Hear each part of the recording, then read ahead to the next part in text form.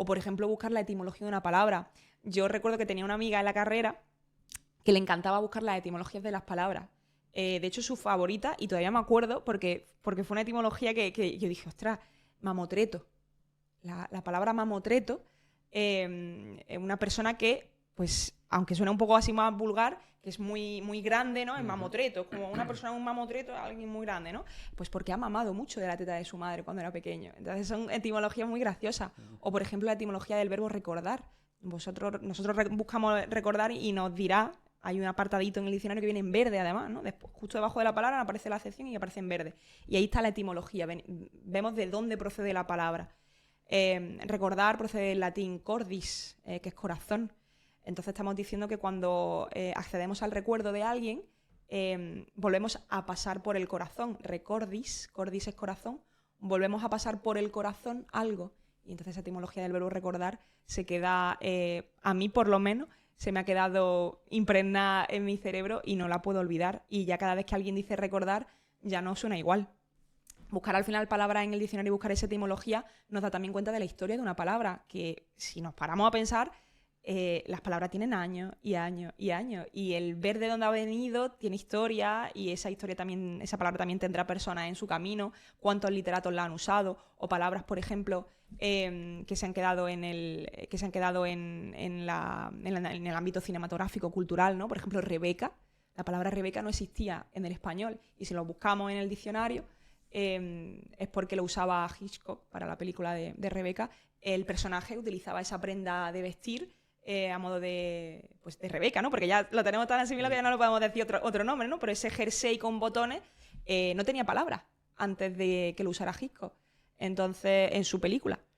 Y ahí se quedó Rebeca. Y si vamos al diccionario a buscar Rebeca, no saldrá. Entonces, tiene mucho uso. También es muy importante saber usar el diccionario porque hay mucha gente que nos dice, bueno, es que tal palabra lo recoge el diccionario y entonces si la recoge el diccionario no está mal dicha.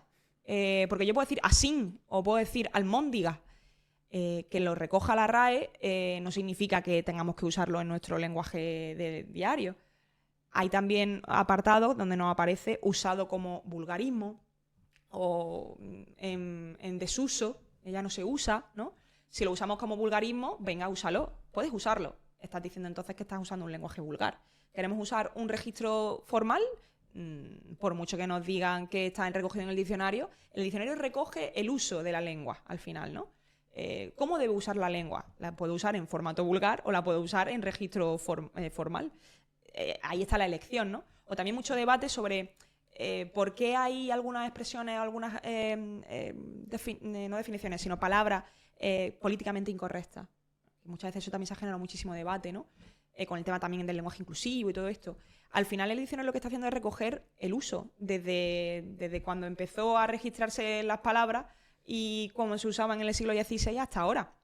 El que se esté recogido esa palabra en el diccionario no es porque acepte esa definición y se acepte socialmente o que la RAE tenga una postura política o ideológica, no, es que está recogiendo cómo se usa esa palabra. Si alguien del extranjero viniera y necesitara aclarar el por qué se usa la palabra regenta, por ejemplo, es la mujer del regente. Joder, ¿qué pasa? ¿Que solamente regenta porque es la mujer del regente, no? Pues no dejaría de saber que Clarín puso nombre y título a una novela, ¿no? Entonces, el no recoger cierta palabra por su uso político incorrecto es que también forma parte, por desgracia, del uso que hace ciertas personas, ¿no?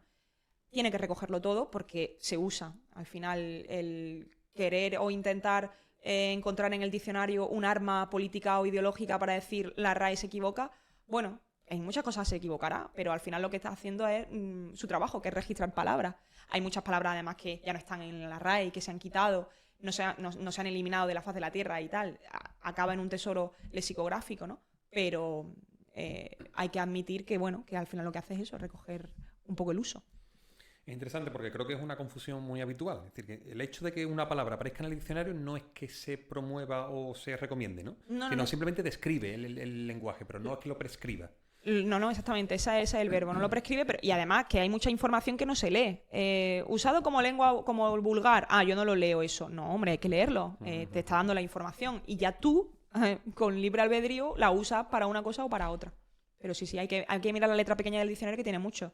La etimología, hemos dicho, ¿no? Usos que por responder un poco a la pregunta, ¿no? Uso del diccionario, la etimología, lo de la conjugación, sinónimo y antónimo. Ahora también, muchas veces, ¿cómo puedo decir esto pero con otra palabra? Para que no se repita mucho, para que no haya redundancia. Los sinónimos y los antónimos también los recoge. Hay un apartadito también en el diccionario para dudas lingüísticas. Tenemos ese maravilloso, la duda RAE, que podemos hacer por Twitter y resolver dudas. En el diccionario hay muchos tipos de diccionarios también, no solamente para buscar el significado. O sea que sí, que es un mundo, lo de los diccionarios es un mundo bastante bonito. Sí, sí.